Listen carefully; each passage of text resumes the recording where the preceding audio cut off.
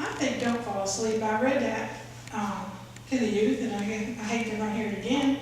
But when you work a graveyard shift, honestly, it doesn't matter who you are, how much time you sleep during the day, you're going to get sleepy at night. It's just always, your body is geared to be asleep at night and awake at day, so a lot of people would have trouble staying awake. But I got this story from one particular technician. The name of this chapter is called Don't Fall Asleep. I talked with a technician who swore that this event was a true event, which, by the way, all the stories in these books are true or told to me as true stories. I have no reason to doubt. Someone said this really happened to me. I mean, truly, why doubt? Because there was so much that happened to me when I was 7. He was sitting one-to-one with a suicide watch with a patient who had been given some medicine to help calm him down, and then the patient was knocked out. No, he was not sound asleep. The staff member said the room was dark, all but the glow of the light coming through the door, where it was just a tiny bit ajar. He said he was so tired, despite his struggle to stay awake, somehow he fell asleep. He said he didn't know how long he'd been asleep when something or someone touched him on the back. Then something touched him on the shoulder and shook him. In an instant, he realized that he'd been asleep and was probably in trouble. And I can't tell you how many how many staff sitting with patients I have walked up and found kind of nodding off and getting sleepy. Because I am a nurse and I have, that responsibility of making sure people are doing their job. But he realized he was probably in trouble. So he roused up swiftly and looked behind himself, fully expecting to see the nurse. Instead, he saw nothing. He quickly looked at the patient, who was still asleep, peaceful. And he thought it was the patient that might have tapped him there. He was absolutely sure that something had touched him, so he fearfully cracked the door open further so the light down the hall would illuminate the room. Everything was quiet, and gradually the fear left him, and he began to nod again. I've seen it. The patient was breathing slowly, and gradually the sound lulled him back to sleep. The next thing he knew, something hit him on top of the head. Now, this is what he told me. He jumped straight up and looked around. He was scared out of his mind. He said he didn't see anyone in the room or near the room in the hallway. And all of a sudden, the patient woke up, said something unintelligible to him, and then fell back asleep. The technician said that unnerved him almost as much as being attacked by an invisible something. So he called for the RN to come, and he asked her, had she seen anyone go in the room? And she said no. Well, he confessed to her that he had fallen asleep twice and proceeded to tell her what had happened to him. And she said to him, if I were you, I would stay awake. So he says to me that he had no problem staying awake the rest of that night, and then he told me that was the most scared that he'd been in his 6 years of working at Broughton Hospital.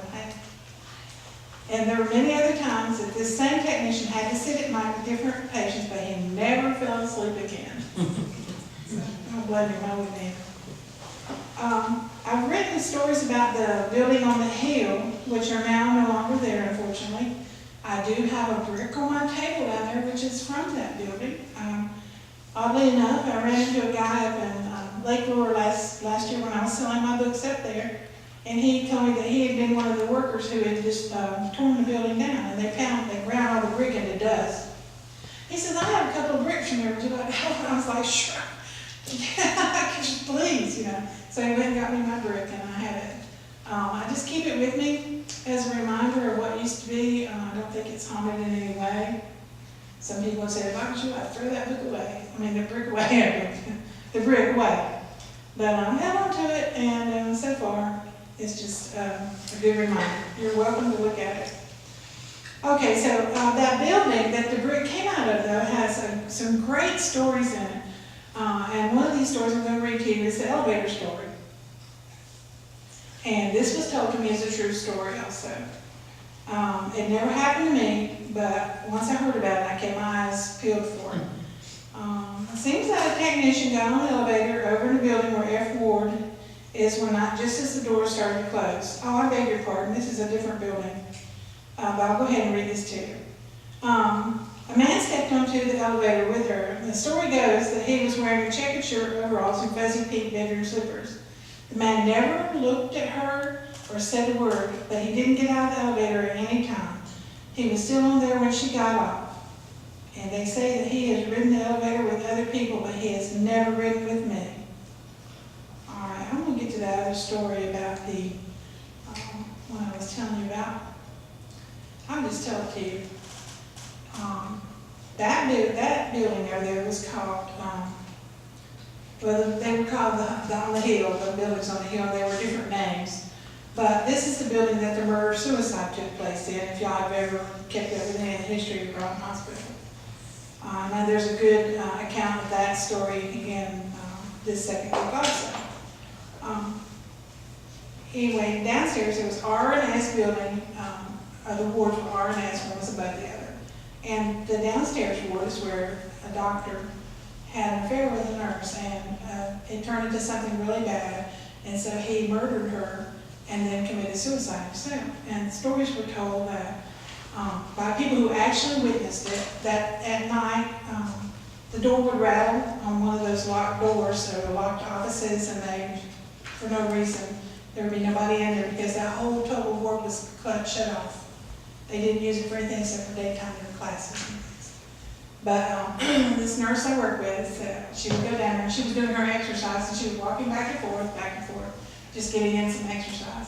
And they had a cat who lived there in the building with them. Some of the buildings, they do like the Eden alternative, and they have like birds and a dog and a cat and different things so the patients won't feel so lonely. It gives them something to pet and love and care about.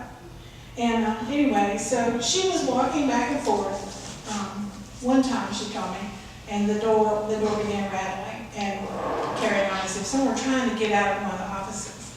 And that scared her really bad.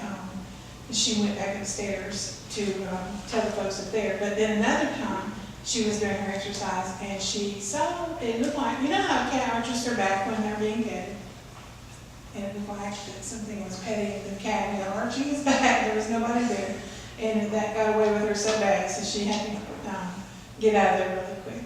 But the elevators in that building had a special key. They were locked elevators because if the patient decided to run or leave, they had to make it so that they couldn't just get on the elevator and go down and take off. So they had a special key that operated the elevator. And the people upstairs at night, the elevator would turn on and start up and start coming up. And there ain't nobody's downstairs, right? There's nobody in the elevator, nobody downstairs, unless it was a supervisor coming around. So they would be sitting there waiting, supervisor coming, what's going on, so if the elevator would come, the door would open, and there'd be nobody in the elevator. So it was just like always something scary that every time the elevator moved, they would just be very afraid, sit back and watch and wait, and they would, most of the time, no one ever came out. Because when you work the graveyard shift, people don't move about the campus very much. The supervisor has to do rounds, but the rest of the time, it's just you and the patients and the ghosts, truly. Well, I don't want to spoil the book for you guys too much, but if anyone has any questions, I'd love to answer them for you now. I have in progress right now collecting stories from people who want to tell me about anything that happened to them. I have several people in the community who have ghost stories to tell me. And I'm trying to get together another book, and I'm doing research on that now. So. Could you tell a difference sometimes if you were in the presence of a spirit, whether it was a scary, bad thing, or sometimes just a pleasant or a non-fearful thing? Could you tell a difference sometimes? Because they say sometimes a spirit is, you can feel the evil, and then other times it's just a pleasant. I totally agree with that. I do. And did have some feelings of doom and some impending doom at different times while I was there, and that was the times that I was, really scared. But for the most part, I never felt bad. Mm-hmm. You never felt like somebody's trying to hurt? Or somebody's trying to hurt me personally. We've had several things happen. One morning we were trying to get the patients up and get them into the dining room. That was one of our night shift duties, and we had girls who were rolling people up to the hall, and everybody said, I'm like, come on, it's getting time for her to leave. We had to get these people up here. And all of a sudden, here come footsteps, and it sounded like it was somebody just walking really hard, and all of us heard it.